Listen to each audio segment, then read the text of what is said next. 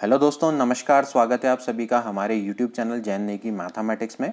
दोस्तों, हमारे द्वारा उत्तराखंड एलटी गणित को लेकर एक विशेष सीरीज चलाई गई है जिसमें हम आपको टॉपिक वाइज एमसीक्यू प्रोवाइड करवाते हैं।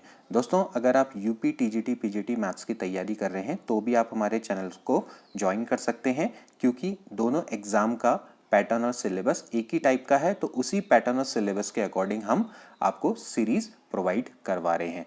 दोस्तों, हमने लास्ट टाइम डायनेमिक्स के बारे में पढ़ा था, जिसमें हमने प्रोजेक्टाइल मोशन के बारे में डिस्कस किया था और उस पर बेस्ड हमने कुछ एमसीक्यू भी सॉल्व किए थे। तो आज दोस्तों हम इसी तरह से मोमेंट्स टॉपिक लेकर आए हैं। फिर मोमेंट्स पे हम पहले टॉपिक को डिस्कस करेंगे और फिर उसके बाद कुछ इंपॉर्टेंट एमसीक्यू को सॉल्व करेंगे। तो अगर आपने हमारे चैनल को अभी तक सब्सक्राइब नहीं किया है तो जल्दी से इसको सब्सक्राइब कर लीजिए, क्योंकि यह सीरीज़ आपको आने वाले समय में बहुत ज़्यादा फ़ायदा पहुंचाने वाली है। तो चलिए वीडियो को स्टार्ट करते हैं। तो आज का टॉपिक है दोस्तों मोमेंट्स। मोमेंट्स को हम हिंदी में बोलते हैं आघूर्ण। देखिए, मोमेंट्स को जानने से पहले हमें गति के प्रकार के बारे में जानना होता है। गति दोस्तों दो प्रकार की होती है। काइंड ऑफ मोशन दो तरीके के होते हैं। पहला होता है स्थानांतरण गति, जिसको कि हम बोलते हैं ट्रांसलेटरी मोशन।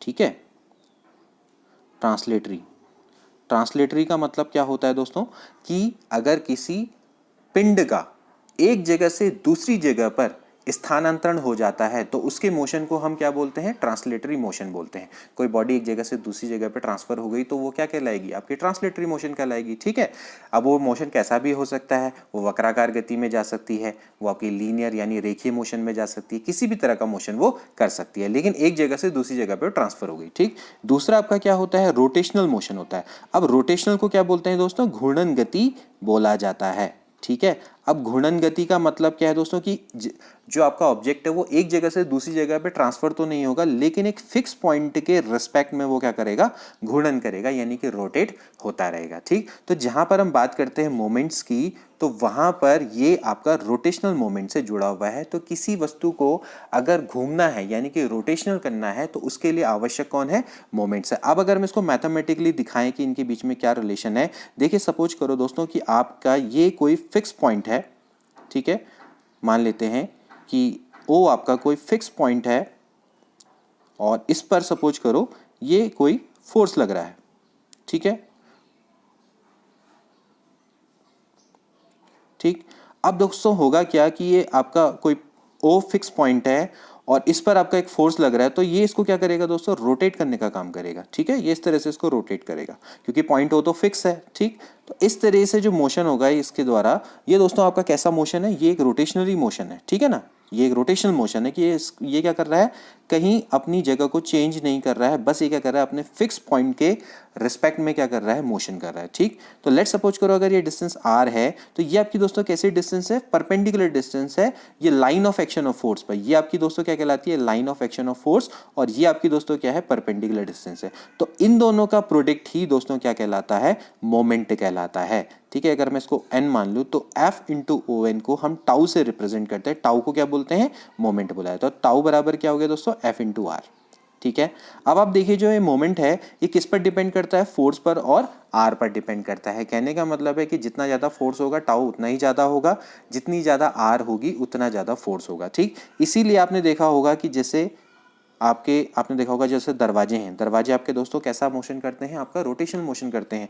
ये आपके फिक्स पॉइंट होते हैं कब्जे, और यहाँ पर क्या होता है, हैंडल लगा होता है। तो ये दोस्तों क्या है, आपका जो हैंडल पर आप क्या लगाते हैं, फोर्स लगाते हैं, तो this is the line of action of your force, और ये जो होती है आपकी कौन सी, परपेंडिकुलर डिस्टेंस। तो इसीलिए देखा होगा कि दोस्तों आपने इसका मोमेंट में टाउ बराबर एफ इंटू आर में, जैसा कि मैंने बोला कि आर की वैल्यू जितनी ज़्यादा होगी उतना ज़्यादा टाउ होगा।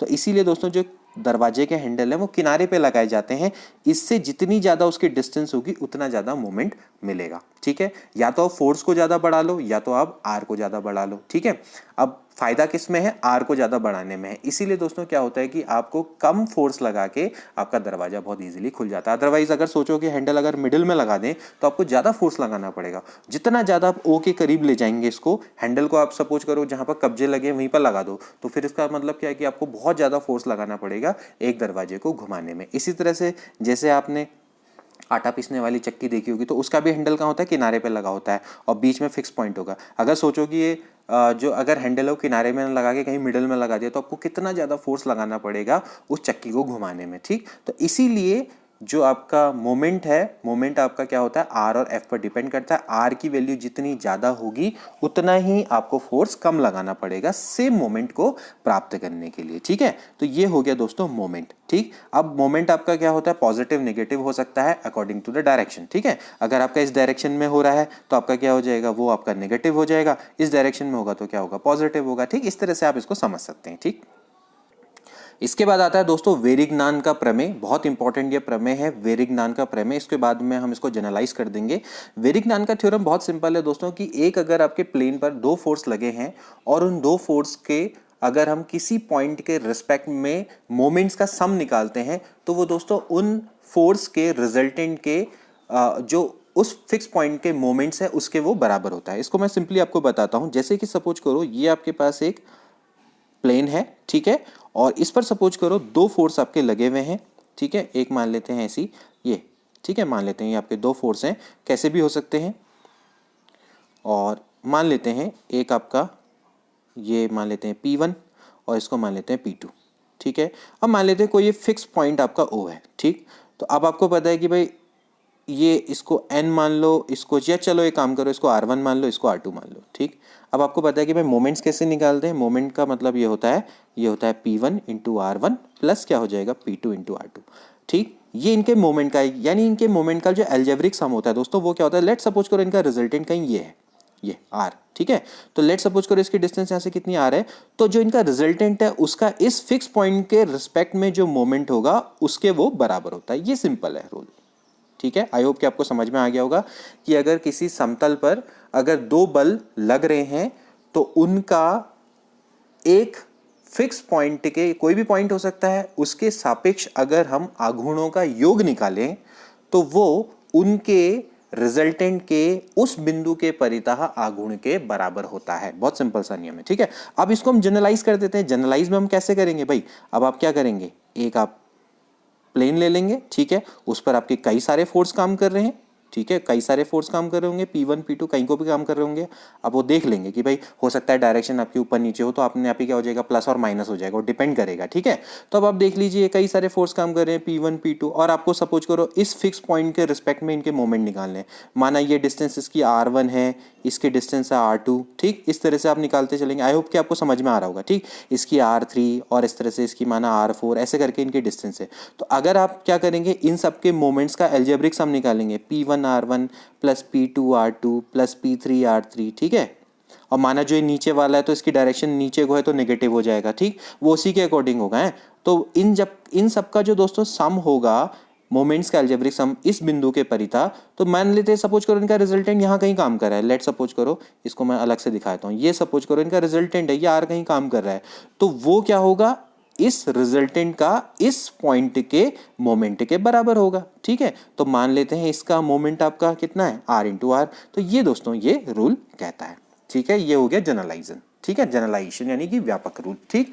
अब इसमें सबसे इंपॉर्टेंट पॉइंट क्या है, इसमें एक पॉइंट इंपॉर्टेंट है। लेट सपोज करो कि अगर इनका ये परिणामी, अगर ये इनका जो परिणामी है इसी पॉइंट से गुजरने लग जाए, अगर ये परिणामी इसी पॉइंट से गुजरने लग जाए तो क्या हो जाएगा भाई, ये डिस्टेंस आपकी 0 हो जाएगी, तो उस केस में आपका क्या हो जाएगा, 0 हो जाएगा, ठीक है। ये आप रूल को ध्यान में रखिए, ठीक। कि अगर सपोज करो ये सारे आपके जितने भी आपने बलागुण जो आघूर्ण आपने मोमेंट्स निकाले, अगर इनका रिजल्टेंट उसी पॉइंट से गुजरता है जिसके रिस्पेक्ट में ये आपके क्या निकालने हैं, मोमेंट्स निकालने हैं, तो इन सब का एल्जेब्रिक सम क्या हो जाएगा, ऑफ कोर्स 0 हो जाएगा। क्योंकि अगर आप देखिए अगर इनका रिजल्टेंट यहीं से गुजरने लग गया तो ये वाली जो R स्मॉल r वाली डिस्टेंस है वो तो 0 हो जाएगी। तो अगर वो 0 हो गई तो भाई ये जो एल्जेब्रिक सम है इनका अपने आप ही क्या हो जाएगा, 0 हो जाएगा। अब इसी कॉन्सेप्ट का उपयोग करके हम कई सारे क्वेश्चन अब आगे करने वाले हैं। तो चलिए अब स्टार्ट करते हैं। तो देखिए दोस्तों आज का पहला क्वेश्चन जो कि मोमेंट्स पर बेस्ड है। The resultant of force P Q R acting along side B C C A B of triangle A B C passes through its centre, then आपको बताना है कि इनमें से कौन सा रिलेशन सही है। देखिए बहुत इंपॉर्टेंट ये क्वेश्चन है और देखिए हम इसको किस तरीके से करेंगे। टीजीटी परीक्षा 2011 में है, आप चाहें तो इनके रूल भी आप सीधे सीधे याद कर सकते हैं, लेकिन कैसे ये होगा मैं आपको बताता हूँ। देखिए सबसे पहले कि आप पहले एक ट्राइंगल बनाइए, ठीक, ट्राइंगल बनाइए। ट्राइंगल में आपका लेट सपोज करो ये आपका एक ट्राइंगल है, ठीक है। ट्राइंगल में आपको ये दे रखा है ए बी सी, ठीक है। जो तीन फोर्सेस हैं वो आपके पी क्यू आर हैं acting along B C C ए और ए बी, ठीक है। तीन फोर्स आपके काम कर रहे हैं जो कि आपके ऐसे हैं। देखिए एक आपका पी काम कर रहा है, ये आपका क्यू काम कर रहा है और ये आपका आर काम कर रहा है, ठीक है। इसके अलावा दोस्तों सबसे इंपॉर्टेंट चीज़ ये है कि आपसे क्या कह रहा है कि जो द रिजल्टेंट, इनका रिजल्टेंट है वो इनके सरकम सेंटर से पास हो रहा है। अब आपको ट्राइंगल का सरकम सेंटर निकालना आता है। सरकम सेंटर क्या होता है दोस्तों? ट्राइंगल का वो पॉइंट होता है, वो सेंटर होता है जहां पर इसकी ट्राइंगल की तीनों साइड के परपेंडिकुलर बाइसेक्टर मीट करते हैं, ठीक है। तो भाई आप एक काम करो, परपेंडिकुलर बाइसेक्टर बनाओ। ये आपका परपेंडिकुलर बाइसेक्टर है, लेट सपोज करो, ठीक है। ये आपका एक परपेंडिकुलर बाइसेक्टर है, ये आपका एक परपेंडिकुलर बाइसेक्टर है और ये आपका एक परपेंडिकुलर बाइसेक्टर है। तो जहां पर ये मीट करेंगे दोस्तों वो क्या कहलाएगा? आपका सरकम सेंटर कहलाएगा, ठीक है। ये सरकम सेंटर के रिस्पेक्ट में हम क्या करेंगे? मोमेंट लेंगे, यहीं पर हमने दिमाग लगाना है। अब देखिए ये एंगल आपका 90 डिग्री है दोस्तों, ये एंगल आपका 90 डिग्री है, ये एंगल आपका 90 डिग्री है, ठीक है। अब सरकम सेंटर से आप क्या समझते हैं कि आपका क्या बनता है? सरकम का मतलब ही समझ रहे हैं ना कि क्या होता है। देखिए ये इसकी क्या होगी? रेडियस होगी। ये ध्यान में रखना, ये आपकी क्या होगी? जो बाहर से इसका एक सर्किल बनेगा उसकी रेडियस ये है, ठीक है। ध्यान में रखना ये इसकी रेडियस है। लेट सपोज करो मैं इसको नंबरिंग दे देता हूँ, चलिए इसको ध्यान से देखिएगा। लेट सपोज करो मैं इसको एन एम और एल मान लेता हूँ, ठीक है। ये इस तरह से चल रहा है। और अब आप एक काम करेंगे, इन तीनों जो फोर्स है जो पी क्यू आर है इनका हम मोमेंट्स निकालेंगे, ठीक है। इनके मोमेंट्स का जो सम होगा दोस्तों, अगर वो सपोज करो आपसे कह रहा है कि इनका रिजल्टेंट ओ से गुजर रहा है तो हम ओ के रिस्पेक्ट में क्या निकालेंगे? मोमेंट निकालेंगे। क्योंकि मैंने पहले ही बोला कि अगर आप ओ से इनका रिजल्टेंट गुजर रहा है और अगर आप उसके रिस्पेक्ट में मोमेंट निकालेंगे तो उसका एल्जेब्रिक सम क्या होगा? 0 होगा, जैसे मैंने आपको बताया। तो हम क्या करेंगे? इसका ओ के रिस्पेक्ट में मोमेंट निकालेंगे, ठीक है। तो देखिए किस तरह से मोमेंट हो जाएगा, बताइए। ओ के रिस्पेक्ट में क्या मोमेंट हो जाएगा? देखिए ये हो जाएगा P इंटू परपेंडिकुलर डिस्टेंस कितनी है? देखिए ये P है और परपेंडिकुलर डिस्टेंस है ON, तो P into ON plus Q into OM plus R into OL बराबर क्या होगा दोस्तों? 0 हो जाएगा, ठीक है। आई होप कि आपको समझ में आ गया होगा। क्यों हमने इसको 0 क्यों लिया? क्योंकि जो इनका रिजल्टेंट है क्वेश्चन में दे रखा है कि O से गुजर रहा है, तो O के रिस्पेक्ट में अगर हम इनका मोमेंट्स निकालेंगे, उनका एल्जेब्रिक सम निकालेंगे तो वो 0 आएगा, जैसा कि मैंने आपको वेरिग्नान थ्योरम में बताया था, ठीक है। अब यहाँ पर से क्या है, सबसे इंपॉर्टेंट है कि भाई ON, OM और OL की वैल्यू निकालना। देखिए दोस्तों ये अभी इक्वल नहीं है, ये तीनों के तीनों अलग अलग हैं, क्योंकि इसकी जो रेडियस है, रेडियस तो आपके सरकम सेंटर की ये है। तो देखिए मैं आपको एक काम करता हूँ, मैं सर्किल बना के दिखाता हूँ, ठीक है। सरकम सेंटर का मतलब क्या? आपका एक बाहर से सर्किल बनेगा, ये इस तरह से सर्कल बनेगा, ठीक है। अब थोड़ा टेढ़ा मेढ़ा बन गया, कोई बात नहीं, लेकिन मैनेज कर लो, ठीक। तो ABC है। अब आप ध्यान से देखिए, अगर आप देखें ये आपकी क्या है दोस्तों? BC कॉर्ड है। थोड़ा मैं इसको बड़ा कर लेता हूँ, ठीक। अब आप दोस्तों ध्यान से देखिए, ये आपकी BC कॉर्ड है, ठीक है। सपोज करो ये आपका सेंटर है, क्योंकि भाई आपको कह रखा है कि भाई ट्राइंगल का सेंटर है, सॉरी ये जो आपका जो सर्किल है, सर्किल का सेंटर है, सरकम सेंटर है। तो ऑफकोर्स ये इसका सेंटर है। तो दोस्तों अगर ये एंगल A है, ये एंगल A है, तो ऑफकोर्स ये एंगल कितना होगा दोस्तों? बताइए। ये एंगल आपका क्या होगा? Twice of A। तो ये एंगल कितना हो जाएगा? A हो जाएगा, ठीक है। क्योंकि जैसे आपने रूल पढ़ा होगा कि भाई अगर एक कॉर्ड है वो सेंटर पर जितना एंगल बनाती है उसका हाफ बनाती है सरकमफ्रेंस पे, ये तो रूल है, ठीक। तो सेम कॉर्ड आपके सरकमफ्रेंस पे जितना एंगल बनाती है उसमें सेंटर का वो डबल क्रिएट करती है। तो अगर ये A है दोस्तों, ये वाला एंगल A है, तो ये वाला क्या हो जाएगा? ट्वाइस ऑफ A हो जाएगा। तो आपको ये दोस्तों एंगल A मिल गया, ठीक है। अब आपको ये A मिल गया। अब आपको पता है ये दोस्तों ये क्या है? ये है रेडियस, ठीक है। तो ये रेडियस सबकी सेम है, क्योंकि मैंने आपको पहले ही बोला ये है सरकम सेंटर की रेडियस। तो चलो मैं इसको क्या मान लेता हूँ, इसको मैं R मान लेता हूँ, स्मॉल r। ये भी आपकी क्या होगी? Small r। और ये भी दोस्तों आपकी क्या होगी? स्मॉल r, ठीक है।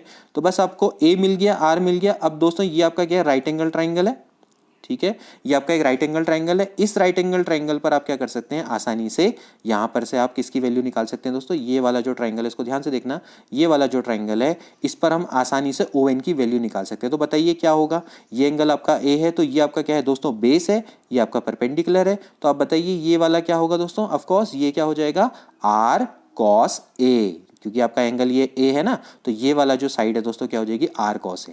ठीक है, तो जो ON है, ON की वैल्यू कितनी है, R cos A। चलो इसको मैं शॉर्ट कर देता हूं, तो यहां से दोस्तों क्या हो जाएगा, ये हो जाएगी दोस्तों R cos A।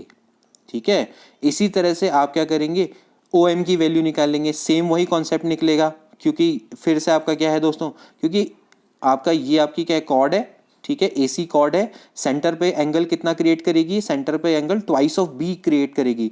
तो OM बराबर क्या हो जाएगा दोस्तों, ये हो जाएगा R cos B, ठीक है, प्लस R, OL की वैल्यू कितनी होगी इसी तरह से, R cos C। अब इन क्वेश्चन में आपको पता लग जाता है कि भाई पैटर्न क्या है, ठीक, तो पैटर्न से आप निकाल लो भाई, एक का पैटर्न मिल गया तो आप क्या कर सकते हो, बाकी दो के पैटर्न आप इजीली निकाल सकते हो। ठीक है, इसमें आपको ज़्यादा मेहनत करने की आवश्यकता नहीं। भाई R आपको पता है कॉमन है, सबको भेज दो स्मॉल r को, तो क्या हो जाएगा भाई, P cos A plus Q cos B plus R cos C, capital R cos C बराबर 0।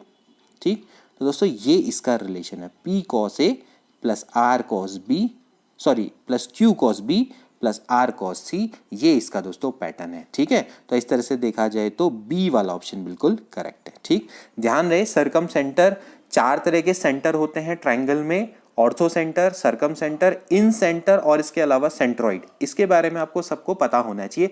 इन चारों पर ही हम दोस्तों अभी क्वेश्चन करने वाले हैं एक के बाद एक।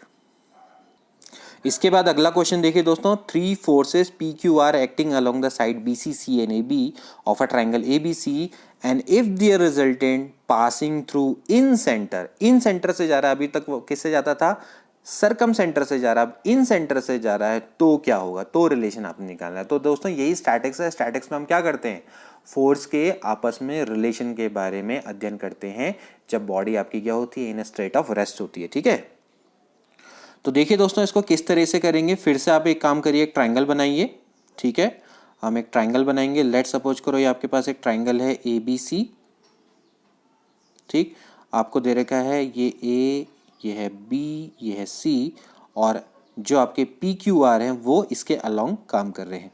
ठीक है, इस समय पर इनका रिजल्टेंट इसके इन सेंटर से होकर गुजरता है। तो इसका इन सेंटर, किसी भी ट्राइंगल का इन सेंटर क्या होता है दोस्तों, कि आपके जो यहाँ पर जो परपेंडिकुलर आपके जो ये, सॉरी परपेंडिकुलर नहीं, मतलब जहाँ पर, एक सेकेंड है मैं इसको सही कर लूँ, जहाँ पर दोस्तों एंगुलर बाइसेक्टर मीट करते हैं तीनों के तीनों। ठीक, तो एंगुलर बाइसेक्टर का मतलब ये है आपका, ये एंगुलर बाइसेक्टर है, ये आपका एंगुलर बाइसेक्टर है, और ये आपका एंगुलर बाइसेक्टर है।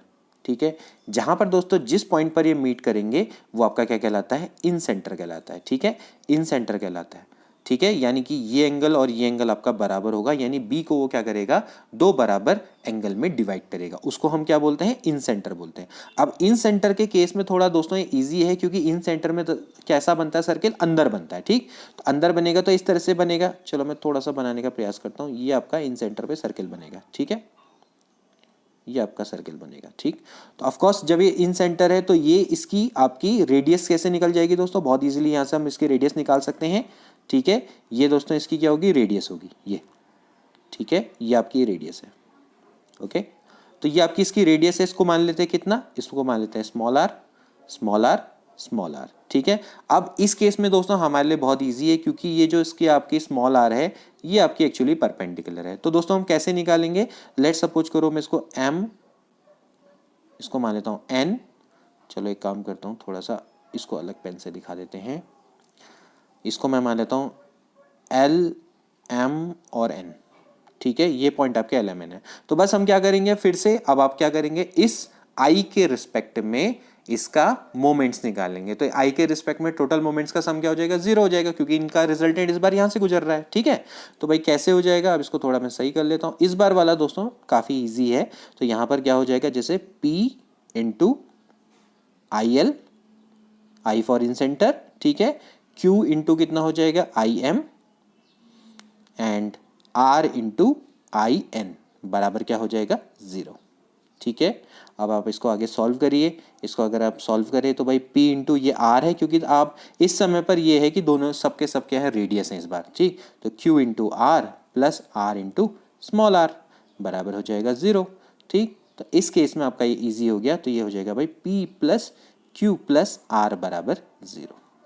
तो ये दोस्तों इसका केस है कि जब किसी ट्राइंगल के इन सेंटर से 3 फोर्स का परिणामी गुजरता है तो उस केस में भाई P plus Q plus R बराबर हो जाता है 0। बहुत इंपॉर्टेंट ये नियम है, इनको आप याद भी रख सकते हैं और इस पर बेस्ड क्वेश्चन भी आप इजीली कर सकते हैं। तो देखिए टीजीटी परीक्षा 2009 में आया है।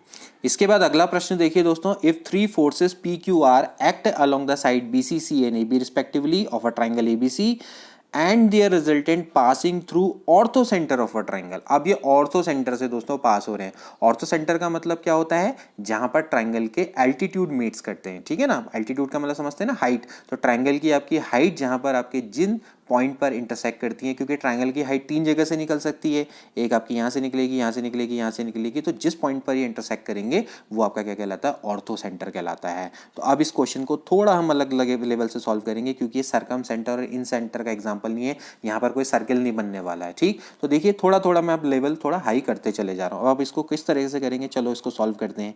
देखिए सबसे पहले आप एक ट्राइंगल बनाइए, ट्राइंगल बनाइए, ये हो गया, ठीक। और लेट, मैंने फिर से बोला, ये आपके ए बी और सी है, ठीक है। इसको आप ध्यान से देखिएगा। सबसे पहले हमें क्या करना है, ए से मैं एल्टीट्यूड निकालूंगा, ए से, चलो इसको किसी और पेन से दिखाते हैं। देखिए ये आपका ए से आपका इसमें एल्टीट्यूड आ गया, ठीक है। बी से एल्टीट्यूड आ गया, ठीक है। और ये आपका सी से एल्टीट्यूड हो गया, ठीक है दोस्तों। थोड़ा सा इसको सही कर लेते हैं। ये आपका सी से एल्टीट्यूड है, ठीक है। एल्टीट्यूड किस पॉइंट पर मिल रहे हैं, चलो इसको मैं थोड़ा सा सही कर लेता हूँ, ये, ठीक है। अब आप ध्यान में रखिएगा कि ये सारे के सारे दोस्तों क्या हैं आपके, ये 90 डिग्री है, ये 90 डिग्री है और ये भी 90 डिग्री है, ठीक है। इसको आप ध्यान में रखना है, ठीक है। इस पॉइंट को मैं क्या मानूंगा, ऑर्थो सेंटर ओ मानूंगा, ठीक है। तो अब ध्यान में रहना कि फिर से इसको हम मानेंगे एल, ये होगा एम और ये होगा एन, ठीक है। और अब दोस्तों यहाँ पर आपके 3 फोर्स काम कर रहे हैं, पी क्यू और आर, ठीक है। ये 3 फोर्स आपके पी क्यू आर काम कर रहे हैं। फिर से हम क्या करेंगे, ओ के रिस्पेक्ट में क्या निकालेंगे, मोमेंट निकालेंगे। जैसा कि हमने बोला भाई, ओ के रिस्पेक्ट में जब मोमेंट निकालेंगे तो उसका एल्जेब्रिक सम अपने आप ही क्या हो जाएगा, 0 हो जाएगा। तो फिर से मैं बताता हूँ क्या होगा, P इंटू परपेंडिकुलर डिस्टेंस कितनी है, OL, प्लस इसके बाद Q इंटू परपेंडिकुलर डिस्टेंस कितनी है, OM। आप देख सकते हैं ये आपकी परपेंडिकुलर डिस्टेंस है आपकी OM। इसी तरह से क्या हो जाएगा, R into perpendicular distance ON बराबर क्या हो जाएगा, 0, ठीक है। ध्यान रहे OL, OM और ON तीनों के तीनों अलग हैं, कोई ये सर्किल की रेडियस नहीं है कि जो हम इसको तीनों को बराबर ले लें, तीनों के तीनों अलग है। तो अब हमें क्या करना पड़ेगा दोस्तों, इनकी वैल्यू को फाइंड आउट करना पड़ेगा। अब इनकी वैल्यू को कैसे फाइंड आउट करेंगे, चलिए देखते हैं। देखिए सबसे पहले इस ट्राइंगल को आप ध्यान से देखिएगा। मैं एक काम करता हूँ, इसको मैं अलग पेन से दिखाता हूँ ताकि आपको सिंपल रहे, ठीक है। देखिए सबसे पहले मैं देखूंगा ट्राइंगल BMC में, ठीक है। अब आप देख सकते हैं ये आपका एक ट्राइंगल बन रहा है। कैसा ट्राइंगल है दोस्तों, ये राइट एंगल ट्राइंगल है, ठीक है। अब ये राइट एंगल ट्राइंगल है, तो अगर ये वाला एंगल आपका C है तो दोस्तों ये वाला कितना हो जाएगा, इसको यार दूसरे पेन से दिखाओ, ये वाला दोस्तों कितना हो जाएगा, ये हो जाएगा ऑफकोर्स 90 माइनस C, होगा नहीं होगा। ये वाला एंगल आपका क्या हो जाएगा दोस्तों, 90 माइनस C, ठीक है। अब आप देख सकते हैं ये इस ट्राइंगल को अगर आप सॉल्व करेंगे तो अगर ये वाला एंगल C है, ये 90 है, तो ये वाला 90 माइनस C हो जाएगा। अब अगर ये दोस्तों 90 माइनस C हो गया तो अब आप देखेंगे इस वाले ट्राइंगल को, कौन से वाले ट्राइंगल को, इस वाले ट्राइंगल को, ये है OLB। इस ट्राइंगल को आप देखिए, इसमें आपका ये एंगल आपका कितना है दोस्तों, ये एंगल आपका 90 डिग्री है। तो अब आप इसमें निकालने की कोशिश करिए, ये अगर आपका 90 माइनस C है तो आप OL की वैल्यू को निकाल सकते हैं। तो क्या हो जाएगी दोस्तों OL की वैल्यू, क्योंकि देखिए OL की वैल्यू हम निकालते हैं तो OL बराबर, देखिए मैं इसमें लगाता हूँ 10 90 माइनस C है। इसको ध्यान से देखिएगा मैं इसको किस तरह से कर रहा हूँ, देखिए ये हो जाएगा ten 90 minus theta, ten 90 minus theta बराबर, यानी कि टेन थीटा बराबर क्या होता है, परपेंडिकुलर अपॉन बेस, यानी कि O L upon B L. ठीक है, तो भाई ओ एल बराबर क्या हो जाएगा, ओ एल बराबर हो जाएगा बी एल कॉट सी। ठीक है भाई, टेन 90 माइनस थीटा कितना होता है, कॉट थीटा होता है, तो टेन 90 माइनस सी मतलब हो जाएगा कॉट सी, तो ओ एल बराबर तो आ गया भाई बी एल कॉट सी। अब बात आती है बी एल की, बी एल को भी तो निकालना है ना, तो भाई बी एल कैसे निकलेगा, देखिए बी एल निकलेगा यहाँ से, ये। ठीक है, अब हम देखेंगे इस ट्राइंगल को, ये वाले ट्राइंगल को हम देखेंगे। ठीक है, ध्यान से देखिएगा, बहुत ही अच्छा क्वेश्चन है। तो बी एल, अब आप इस ट्राइंगल में आप देखिए, जो बी एल है, बी एल की वैल्यू क्या होगी दोस्तों, क्या होगी बी एल की वैल्यू, बी एल की वैल्यू आपका ये देखिए, ये वाला एंगल आपका 90 डिग्री है, ये आपका बेस है। ठीक है, ये आपका दोस्तों बेस है, ये बेस है, इसकी वैल्यू को आपने निकालना है। तो बताइए क्या हो जाएगा, ये हो जाएगा बी एल, क्या हो जाएगा दोस्तों, बी एल की वैल्यू क्या हो जाएगी, ये हो जाएगी आपकी, ये हो जाएगी दोस्तों ए बी कॉस सी। देखिए ये ए बी है, ठीक है, इसको मैं स्मॉल सी भी लिख सकता हूँ, चलो कोई फर्क नहीं पड़ रहा वैसे इससे। तो ये क्या हो जाएगी, देखिए बी एल है, ये आपका राइट एंगल ट्राइंगल है, तो जो बी एल है, बी एल की वैल्यू कितनी हो जाएगी दोस्तों, ये हो जाएगी आपकी ए बी। ठीक है, ए बी कॉस बी। ठीक है, ए बी कॉस बी। अब आप देख सकते हैं इसकी वैल्यू क्या हो जाएगी, देखिए यहाँ पर मैं आपको ट्राइंगल में बना के दिखा सकता हूँ कि देखिए कॉस बी, इस ट्राइंगल में आप बताइए कॉस बी बराबर क्या होगा, इस ट्राइंगल में आप कॉस बी बराबर बताइए, ये हो जाएगा देखिए बी एल अपॉन ए सी, होगा नहीं होगा, तो भाई बी एल बराबर क्या हो जाएगा, ए सी कॉस बी, बी एल बराबर हो जाएगा ए सी कॉस बी। ठीक, तो यहाँ पर आप क्या रखेंगे दोस्तों, यहाँ पर आप रख देंगे बी एल की जगह पर रख देंगे आप ए सी कॉस बी। देखिए, ठीक है, अब आप फिर से इस पर आइए, इस ट्राइंगल पर, अब आप लगाइए दोस्तों साइन लॉ। देखिए साइन लॉ क्या कहता है, साइन लॉ कहता है भाई ए बी, देखिए मैं यहाँ पर लिख देता हूँ साइन लॉ, साइन लॉ क्या करेगा दोस्तों, ए बी अपॉन, देखिए यहाँ पर A B upon sine C बराबर A C upon sine B equals to क्या हो जाएगा दोस्तों, B C upon sine A. मैंने आपको बताया था साइन लॉ, तो साइन लॉ की मदद से हम इसको करेंगे। जो ए बी है दोस्तों, मैं इसको लिख सकता हूँ, इसको मैं ए बी को मैं लिख सकता हूँ के साइन सी, लिख सकता हूँ, साइन लॉ मैं यहाँ पर लगाने वाला हूँ। ठीक है, मैं यहाँ पर साइन लॉ लगाता हूँ, देखिए मैं आपको लिख के दिखा देता हूँ ताकि आपको समझ में आ जाए एक बार में। थोड़ा सा आप धैर्य से इस क्वेश्चन को देखिएगा, थोड़ा क्वेश्चन बताने में दिक्कत है इसको, वरना बहुत इजी क्वेश्चन है, कोई ऐसा कोई इतना टफ क्वेश्चन नहीं है। ठीक, तो यहाँ पर देखिए क्या होता है, साइन लॉ होता है, साइन लॉ ये होता है दोस्तों, ये होता है ए बी, ए बी और फिर उसके सामने का एंगल क्या होगा, साइन सी। ठीक, इसके बाद फिर क्या होगा, ए सी, ए सी और उसके सामने का एंगल साइन बी, और इसी तरह से क्या होगा, बी सी और इसके सामने का एंगल, सामने का एंगल कितना है दोस्तों, साइन ए है। तो लेट मैं इसको के मान लेता हूँ बराबर, अगर मैंने इसको बराबर के मान लिया तो भाई क्या हो जाएगा, भाई ए बी बराबर क्या हो जाएगा, के साइन सी, लिख सकते हैं ना। तो बस अब मैं यहाँ पर क्या करूँगा, ए बी बराबर के साइन सी, ठीक है, और ए सी बराबर मैं क्या लिख दूंगा, अच्छा हाँ, तो ए सी बराबर आपका कितना हो गया, के साइन बी, एक सेकेंड है यहाँ पर थोड़ा कुछ गड़बड़ हुई है क्या, A B, A C upon A B बराबर, एक सेकेंड दोस्तों यहाँ पर मैंने थोड़ा गलती कर दी, मैंने इसको ए सी नहीं लिखना था, यहाँ पर यह है ए सी कॉस बी लिख दिया ना, B L upon A C नहीं है, सॉरी यार, बी एल, ये बी एल है, B L upon A B है, ये B L upon A B, इसको करेक्ट कर लीजिएगा। ये है आपका कॉस बी, आपका कितना है, कॉस बी, कॉस बी निकाले ना, यानी इस ट्राइंगल में, इस ट्राइंगल में हम इसको सॉल्व कर रहे हैं ये, तो यहाँ से क्या है, बी एल कॉस बी बराबर आपका क्या है, B L upon A B, base upon hypotenuse, तो ए बी आएगा है, यहाँ पर आपका ए बी आएगा, यहाँ पर आपका ए बी आएगा। ठीक है, तो भाई ए बी यहाँ से क्या हो जाएगा बताइए, इस साइन लॉ से क्या हो जाएगा, ए बी बराबर क्या हो जाएगा बताइए, ये हो जाएगा के साइन सी, इसकी जगह पे क्या रख देंगे, के साइन सी।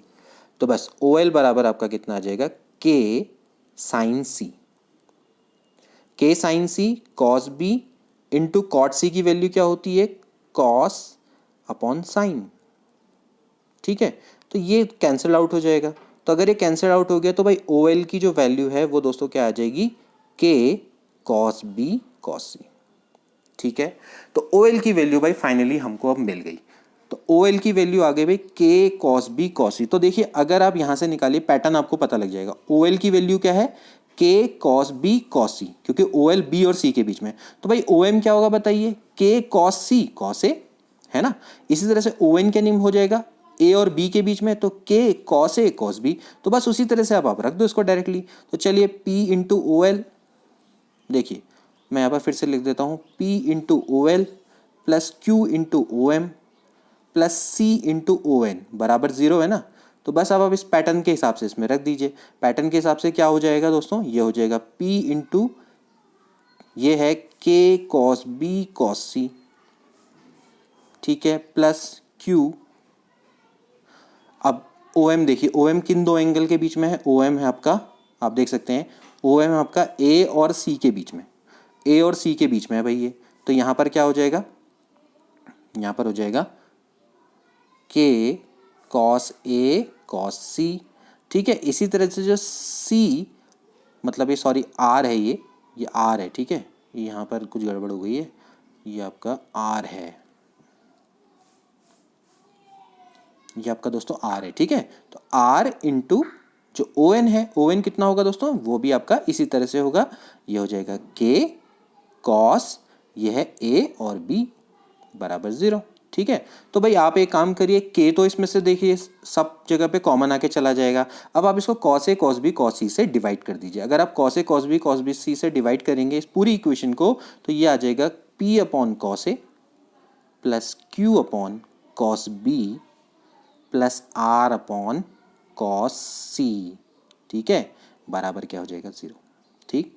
तो दोस्तों ये इसका राइट आंसर है, ठीक, ये आपका दोस्तों इसका राइट आंसर है। तो P upon cos A plus Q upon cos B plus R upon cos C, ठीक है, आर अपॉन कॉस सी। तो ये दोस्तों इसका रिलेशन है, ठीक है। तो इस तरह से देखा जाएगा तो P यानी जो पहला वाला ऑप्शन है वो इसका दोस्तों बिल्कुल करेक्ट है। तो पहला वाला ऑप्शन इसका राइट है। इसके बाद अगला प्रश्न देखिए दोस्तों, 3 forces P, Q and R act along the side BC, C and AB of a triangle ABC taken in order if their resultant passing through the centroid of a triangle। अब ये centroid से पास हो रहे हैं तो फिर क्या होगा, देखिए सेंट्रॉइड का मतलब क्या होता है, ट्राइंगल का सेंट्रॉइड कहाँ पर एग्जिस्ट करता है दोस्तों, जहां पर उसके 3 मीडियन आपस में इंटरसेक्ट करते हैं, ठीक है ना। ट्राइंगल के मीडियन से आप समझते हैं कि जैसे आपने यहाँ से लाइन डाली तो ये क्या करेगा, इस भुजा को 2 पार्ट्स में डिवाइड करेगा। तो इसी तरह से ट्राइंगल में 3 मीडियन होते हैं, ठीक है। एक वर्टेक्स से आपके, दूसरी आपके सामने वाली भुजा पर आप क्या करेंगे, लाइन खींचेंगे, लाइन डालेंगे तो वो क्या करेगी, उसको 2 पार्ट्स में डिवाइड करेगी। तो 3 मीडियन में होते हैं, तो उन 3 मीडियन का जहां पर वो मीट करते हैं उसी को क्या बोला जाता है, सेंट्रॉइड ऑफ अ ट्राइंगल बोला जाता है। ध्यान रखना ये इसको 2:1 पे डिवाइड करता है, ये भी आपको ध्यान में रखना है, ठीक है। तो अब दोस्तों हम अब सेंट्रॉइड पर जो जब सेंट्रॉइड से आपका ये इनका रिजल्टेंट पास होगा तो हम क्या रिलेशन हो सकता है उसको हम निकालते हैं। देखिए किस तरह से इसको करेंगे। तो फिर से देखिए दोस्तों, एक ट्रायंगल बनाइए, ठीक है, और ये आपके ए बी सी आपको दे रखा है भाई, पी क्यू आर, ये इसकी साइड के अलोंग काम कर रहे हैं, ठीक है। अब आप इसके क्या बनाएंगे, ऑफ कोर्स जहाँ पर इनका जी लाई करेगा, जी कहाँ पर लाई करेगा, जहाँ पर इनके मीडियन आपस में इंटरसेक्ट करेंगे। तो जहाँ पर इनके मीडियन इंटरसेक्ट करेंगे, चलो हम उसको थोड़ा सा डॉटेड लाइन से दिखा देते हैं। ये आपका है और ये आपका इस तरह से बना देते हैं, और यहाँ से ये आपके 3 मीडियन दोस्तों, एक सेकेंड इसको थोड़ा सा, ये ठीक है। तो मान लेते हैं ये आपके इसके मीडियन है, तो ऑफकोर्स ये और ये बराबर होगी, ये और ये बराबर होंगे, ठीक है, ये सारे बराबर होंगे, ठीक है। तो इनका जो मीडियन है दोस्तों, ये आपका मिडल का पॉइंट है, ठीक है, इसको हम क्या बोलते हैं, सेंट्रॉइड, ठीक है ना, जहाँ पर ये आपके जहाँ पर ये तीनों के तीनों आपके मीडियन आपस में इंटरसेक्ट करेंगे, ठीक है। अब एक काम करता हूँ, क्योंकि ये सेंट्रॉइड है तो मैं एक काम करता हूँ, यहाँ से मैं एक परपेंडिकुलर ड्रॉ कर देता हूँ। चलो मैं इसको थोड़ा सा अलग से दिखाता हूँ। देखिए मैंने क्या काम करना है, यहाँ से मुझे इन पर परपेंडिकुलर, क्योंकि ये परपेंडिकुलर नहीं है ना, तो मुझे परपेंडिकुलर ड्रॉ करना पड़ेगा, ठीक है। तो मैं एक काम करता हूँ, यहाँ से इन पर मैं परपेंडिकुलर ड्रॉ कर देता हूँ, ठीक है।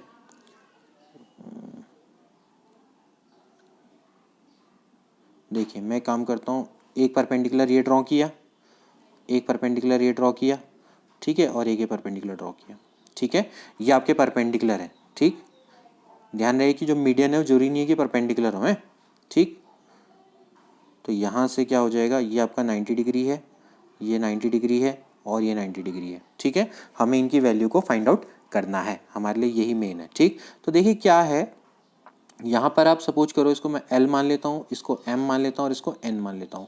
अब मैं G के रिस्पेक्ट में क्या निकालूंगा, ऑफकोर्स मोमेंट निकालूंगा। तो मोमेंट G के रिस्पेक्ट में निकालूंगा तो वो उनका एल्जेब्रिक सम ऑफकोर्स क्या आएगा, 0 ही आएगा। ठीक, तो क्या हो जाएगा दोस्तों, यहाँ से ये हो जाएगा भाई P into G L plus Q into G M plus R into G N बराबर हो जाएगा 0। ठीक है, अब हमारे लिए GL, GM और GN इसी की वैल्यू निकालना सबसे इंपॉर्टेंट हो जाता है। ठीक है, तो अब हम क्या करेंगे, यहाँ पर थोड़ा सा रूल लगाएंगे कुछ, उसकी मदद से हम इसको निकालेंगे। तो सबसे पहले मैं एक काम करता हूँ, यहाँ से दोस्तों मैं एक, देखिए मैं यहाँ से क्या करता हूँ, A से मैं एक परपेंडिकुलर खींचता हूँ BC पर। ठीक है, तो आप इसको ज़रा ध्यान से देखिएगा, मैं काम कर रहा हूँ, यहाँ से मैं एक परपेंडिकुलर ड्रॉ करता हूँ। ठीक है, A से मैंने एक परपेंडिकुलर ड्रॉ कर दिया, ये परपेंडिकुलर है। ठीक है, ये बिल्कुल क्या होगा, आपके GL के पैरेलल होगा। ये भी ध्यान में रखना कि ये GL के क्या होगा, पैरेलल होगा। ठीक है, ये आपका 90 डिग्री है। ठीक हो गया, इसको मैं मान लेता हूँ LMN, इसको मैं, चलो इसको मैं कुछ और मान लेता हूँ, इसको मैं F मान लेता हूँ। ठीक है, इस पॉइंट को मैं F मान लेता हूँ। ठीक है, अब आप जरा ध्यान से देखिएगा, ये AL आपका इस पे परपेंडिकुलर है, और क्योंकि ये आपका एक ट्राइंगल है, तो ट्राइंगल का एरिया क्या होता है, ट्राइंगल का एरिया क्या होता है, हाफ बेस इनटू हाइट। तो बस मैं उसी कॉन्सेप्ट को यहाँ पर लगाने वाला हूँ। ट्राइंगल का जो एरिया होता है वो होता है दोस्तों हाफ बेस इनटू हाइट। तो देखिए S बराबर हो जाएगा हाफ बेस, बेस आपका दोस्तों कितना है, BC, बेस आपका कितना है, BC। ठीक है, इनटू हाइट, हाइट आपकी कितनी है, AF। ठीक है, ये आपकी दोस्तों हाइट है, क्योंकि मैंने आपको पहले बोला ये आपका परपेंडिकुलर है, तो AF इसकी हाइट है। अब देखिए दोस्तों, क्योंकि ये आपका GL है, जो GL की वैल्यू है, हम इसको 1/3 ऑफ AF लिख सकते हैं। ठीक है, तो दोस्तों अब यहां से क्या हो जाएगा, यहां पर से AF बराबर होगा 1/3 ऑफ GF। उल्टा लिख दिया मैंने, सॉरी। तो यहां से दोस्तों क्या हो जाएगा, थोड़ा मैंने गलती कर दी थी, यहां से क्या हो जाएगा दोस्तों, जो GL है वो आपका कितना हो जाएगा, 1/3 ऑफ AF। ठीक है, इसको आप ध्यान में रखेंगे। देखिए 1/3 ऑफ AF क्यों होगा, जैसे कि मैंने आपको बताया कि जो मीडियन है दोस्तों वो क्या करता है, इसको 2:3 में डिवाइड करता है, 2:1 में, सॉरी 2:1 पे डिवाइड करता है। तो अगर आप ऊपर नीचे वाले पार्ट को देखेंगे तो वो कितना होगा, 1/3 हो जाएगा, ऊपर वाला पार्ट कितना हो जाएगा, 2/3। ठीक है, तो भाई जो GL है, जो GL है वो एक्चुअली क्या है, जो क्योंकि जो G है मैंने पहले ही बोला इसको क्या करेगा, 2:1 पे डिवाइड करता है। तो भाई जो GL का पार्ट है वो कितना हो जाएगा, ऑफकोर्स कितना हो जाएगा, 1/3 पार्ट हो जाएगा। ऊपर का जो पार्ट है वो एक्चुअली कितना रहेगा दोस्तों, 2/3 रहेगा। ठीक है, इस चीज को आपने ध्यान में रखना है कि ये इसके परपेंडिकुलर को 2:1 में डिवाइड करता है। कौन कौन करता है, G। ठीक है ना, आपका जो ये गुरुत्व केंद्र भी इसको बोला जाता है, या सेंट्रॉइड भी इसको हम बोलते हैं। तो सेंट्रॉइड गुरुत्व केंद्र ये आपका क्या करता है, इसके परपेंडिकुलर को 2:1 में डिवाइड करेगा। तो भाई 2:1 में अगर ये डिवाइड करेगा तो जो नीचे वाला जो GL, अब GL को मैंने क्या बोला, बिल्कुल इसके पैरेलल है। तो जो GL की वैल्यू होगी वो इसके परपेंडिकुलर की, टोटल परपेंडिकुलर की 1/3 होगी। ठीक, तो अब बस हमने इसी का प्रयोग करके यहाँ पर इसको सॉल्व कर लेना है। तो देखिए यहाँ से क्या हो जाएगा, GL बराबर हो गया 1/3 ऑफ AF, और AF की जो वैल्यू है वो एक्चुअली कितनी है दोस्तों, GL बराबर हो जाएगा 1/3, AF की जो वैल्यू है दोस्तों वो है 2S/BC। ठीक है, यहां से आप AF की वैल्यू निकालिए, देखिए AF की वैल्यू यहां से क्या हो जाएगी, ये हो जाएगी ट्वाइस ऑफ S/BC। ठीक है, तो ट्वाइस ऑफ S/BC यहां से आ गई, बस यहां से हो गया काम। तो बस हमें GL मिल गया। ठीक, तो GL मिल गया भाई 1/3 ट्वाइस ऑफ S/BC। इसी तरह से हम क्या कर सकते हैं, बाकी भी निकाल सकते हैं भाई। अब हम क्या निकालेंगे, GM निकालेंगे भाई। GM क्या हो जाएगा, GM निकालिए, GM भी कितना हो जाएगा दोस्तों, 2/3 S/BC की जगह पे दोस्तों क्या आ जाएगा, यहाँ पर यह आ जाएगा AC। ठीक है, क्योंकि देखिए अगर आप दोस्तों एरिया निकालें ट्राइंगल का, आप क्या करेंगे, यहाँ से जैसे आपने ए से एफ पर परपेंडिकुलर ड्रॉ किया था, आपने ए से बी सी पर परपेंडिकुलर ड्रॉ किया था, ऐसे ही आप क्या करेंगे भाई, बी से यहाँ पर परपेंडिकुलर ड्रॉ करेंगे। अब एरिया तो आप ट्राइंगल का किसी भी साइड से निकाले एक सेम ही तो आएगा ना, तो आप इस साइड से एरिया निकालेंगे तो भाई क्या हो जाएगा, हाफ इंटू इस तरह से आपका ये एफ है, एम इसको कुछ भी मान लो, इसको चलो हम कुछ भी मान लेते हैं, इसको के मान लेते हैं, तो क्या हो जाएगा भाई, ये हो जाएगा 1/3 ए सी इंटू बी के। अब वो उसकी जो वैल्यू है वो तो आपकी दोस्तों क्या होने वाली है, उसकी वो तो एस के बराबर होने वाली है। और फिर आप क्या करेंगे, जो जी एम है वो आपका डेफिनेटली क्या होगा, 1/3 ऑफ बी के हो जाएगा, बी के की लेंथ का 1/3 होगा। तो उसी कॉन्सेप्ट को उपयोग करना है, बस इसमें क्या होता है कि आपको एक की वैल्यू निकालनी होती है, बाकी आपके साइक्लिक ऑर्डर में अपने आप ही निकल जाती हैं। ठीक, तो ये हो जाएगा जी एम भी हो गया। अब इसी तरह से आप क्या कर सकते हैं, जी एम निकल गया। अब इसके बाद आप क्या निकालेंगे दोस्तों, जीएम के बाद आपको क्या निकालना है, आपको निकालना है जीएन। तो जीएन क्या हो जाएगा, जीएन भी आपका क्या हो जाएगा, इसी तरह से निकल जाएगा 2/3 एस अपॉन, यहां पर आपकी लेंथ कितनी है, ये है आपकी, ये है ए बी, ये है ए बी। ठीक हो गया। अब आप एक काम करिए, इसको वैल्यू को पुटअप करिए इसमें इक्वेशन नंबर 1 में। ठीक है, इक्वेशन नंबर 1 में लिख देता हूं, ये आपकी मैं फिर से लिख देता हूँ, P into G L plus Q into G M plus R into G N बराबर है 0। इस वैल्यू को अब आप यहाँ पर पुटअप करिए। देखिए अब पुटअप करेंगे तो क्या होगा, ये हो जाएगा P इंटू जी एल की वैल्यू दोस्तों क्या है, जी एल की वैल्यू है 1/3 2s अपॉन बी सी। ठीक है, तो 2/3 s upon B C plus Q into ये है 2/3, देखिए मैं आपको दिखाता हूँ, ये है 2/3 s upon A C, S upon A C plus R into ये है 2/3 एस अपॉन ए बी बराबर हो जाएगा 0। तो देखिए यहाँ से एस 2/3 एस 2/3 ये तो गायब हो जाएंगे, बचेगा क्या, ये बचेगा P upon B C plus Q upon A C plus R upon A B. ठीक है, बराबर हो गया 0।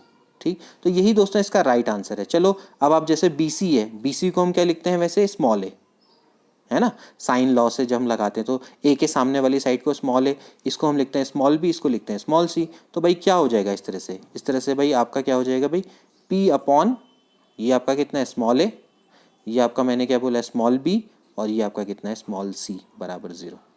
तो दोस्तों ये इसका राइट आंसर है। तो P upon A plus Q upon B plus R upon C is a right answer. तो यहाँ से ये देखिए दोस्तों, तो इसका ए वाला ऑप्शन बिल्कुल करेक्ट है। ठीक है, तो दोस्तों ये थे कुछ इंपॉर्टेंट एमसीक्यू जो कि मोमेंट्स पर बेस्ड थे, और ये मैं कुछ इंपॉर्टेंट आपके लिए स्पेशली जो एग्जाम में आए हैं वही निकाल के लाया हूँ। तो आपको मोमेंट्स का कॉन्सेप्ट समझाना इंपॉर्टेंट था, तभी जाके आप इस तरह के लेवल के क्वेश्चन आप कर सकते हैं। देखिए क्वेश्चन दोस्तों समझाने में ज़्यादा समय लग जाता है, अगर आप सॉल्व इसको खुद करने बैठेंगे तो आप बहुत ईजिली चुटकियों में इनको सॉल्व कर सकते हैं, और आप इन क्वेश्चंस को करके अपने मार्क्स ज़्यादा से ज़्यादा अच्छे ला सकते हैं। क्योंकि इस तरह के क्वेश्चन अगर आप दोस्तों एग्जाम में करेंगे तो डेफिनेटली आपको एडवांटेज होगा अदर से। और इन फॉर्मूले को याद भी करने की कोशिश करिएगा, ना सिर्फ, क्योंकि इनको सिर्फ सॉल्व ही नहीं करना है, आप इन फॉर्मूले को याद करना कि भाई जब आपका परिणामी इन सेंटर से गुजरेगा तो क्या होगा, ऑर्थो सेंटर से गुजरेगा तो क्या होगा, ठीक है, सेंट्रॉइड से गुजरेगा तो क्या होगा। तो ये सारे फॉर्मूले आपको पता होने चाहिए ऑलरेडी। ठीक है, तो बड़े इंपॉर्टेंट ये नियम है, और देखिए एज इट इज़ एग्जाम में भी आ जाते हैं। ठीक है, तो दोस्तों आज का लेसन आपको अच्छा लगा होगा आई होप, और अगर अच्छा लगा है तो इसको सब्सक्राइब जरूर करें और ज़्यादा से ज़्यादा शेयर करें। तो मिलते हैं अगली वीडियो में, till then take care and good bye.